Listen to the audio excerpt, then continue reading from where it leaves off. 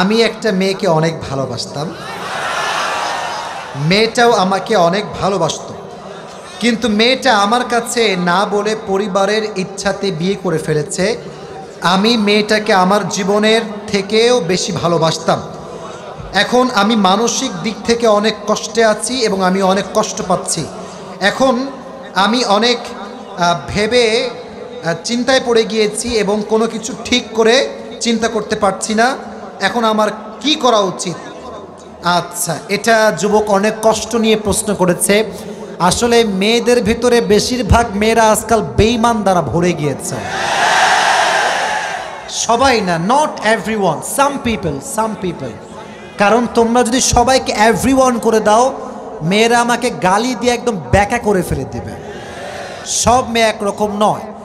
এখন যুবক যেহেতু প্রশ্ন করেছে, উত্তর দেওয়ার দরকারটা যুবক ভাইয়েরা আছে না নাই? আমরা কিন্তু পরিপূর্ণ তাফসিরের চ্যাপ্টার নিয়ে কথা বলেছি, এখন জাস্ট প্রশ্ন উত্তরে আছি। অতএব কেউ বাজে মন্তব্য করবার ট্রাই করবেন না। আমার কথা যুবকের জন্য এক নাম্বার, যে চলে গিয়েছে সে তোমার জন্য ছিল না। যে তোমার জন্য আছে তাকে কেউ কেড়ে নেওয়ার সুযোগই কখনো খুঁজে পাবে না। গেছে তো কি হয়েছে, ও তোমার যোগ্যই তো ছিল না।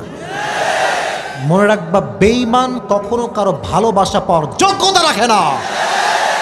বেঈমান শুধু ঘৃণা পাওয়ার যোগ্যতা রাখে। সে বেঈমানি করেছে তোমার সাথে। একে তো হারাম রিলেশন করে তুমিও রবের নাফরমানি করেছো, তোমার গার্লফ্রেন্ডও রবের নাফরমানি করেছে। 6টা বছর তোমরা নাফরমানি করেছো। তুমি শুকর আদায় করো, সে তোমাকে ধোঁকা দিয়েছে। কারণ তার ধোঁকার দ্বারা তুমি বুঝতে পেরেছো দুনিয়ার সব মানুষ স্বার্থে দ্বারা ভরপুর হয়ে গিয়েছে, সব স্বার্থপর হয়ে গিয়েছে আজকাল। এক নাম্বার, সেই মেয়েটা তোমার জন্য কখনো ছিল, আর যে তোমার জন্য আছে তাকে কখনো আটকায় রাখতে পারবে? এক নাম্বার। 2 নাম্বার সাজেশন আমার কলিজার টুকরা যুবক, তোমাকে আমি পরামর্শ দিব একটা, এটা হচ্ছে খুব ইফেক্টিভ। তুমি যখন ঘুমাতে যাওয়া, এটা ওর একার সমস্যা না, এখানে অনেক যুবক আছে এদের সমস্যা আছে। অনেক যুবকই ছ্যাঁকা খেয়ে ব্যাকা হয়ে গিয়েছে। তুমি যখন ঘুমাতে যাবা, এইদিকে তাকান, কোরআনটা পড়তে পড়তে ঘুমাবেন। যখন বেশি কষ্ট লাগবে কোরআনটা বুকের সঙ্গে জড়িয়ে ধরবেন।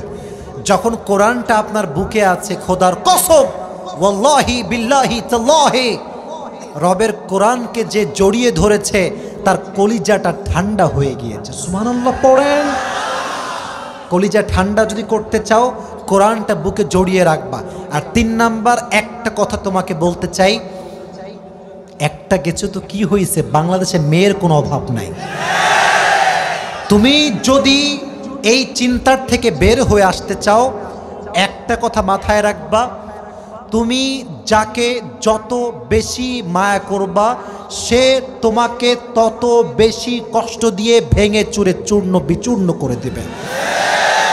মায়া বাদ দাও এসব।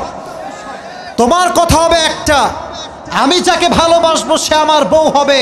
দুনিয়ার কোনো সুন্দরী নারী হোক না কেন, সে যদি আমার বউ না হয় সে আমার ভালোবাসার ভাও খুঁজে পাবে না।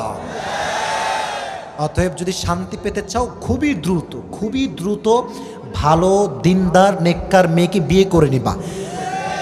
আর এস্টাবলিশ হয়ে তুমি তাকে দেখায় দিবা, তুই আমার যোগ্য ছিলি না, আমি তোর যোগ্য ছিলাম।